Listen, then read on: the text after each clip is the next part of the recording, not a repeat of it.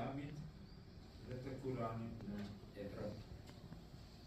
Para se t'ja japim fjalën profesor Topolit, duhet të them një dy pak fjalë edhe për profesoreshën e nderuar që kemi këtu, profesoreshën Francesca Bellino, profesoreshë e asociuar e këtij universiteti për gjuhë dhe letërsi arabe, e diplomuar në Universitetin e Torinos për filologji semite. Studimet e doktoratës i kanë mbaruar në Firenze, në një studim të gjerë mbi traditat më të rëndësishme dorëshkrimore të njohur si Gabzat Rada al-Kul, që i atribuohet Al-Bakrit, shekulli 13.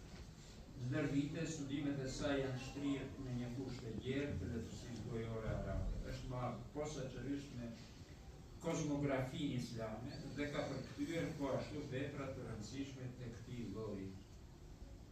Në ulëndimet e traditave të tilla, interesat e saj janë shtrirë në fushën e enciklopedizmit islam.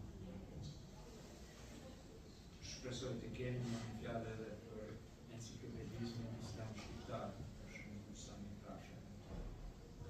Është nga të rëndësishme. Ka botuar studime për veprat enciklopedike me shqyrtime të aspekteve naturaliste, me përqendrim të mënyrat e transmetimit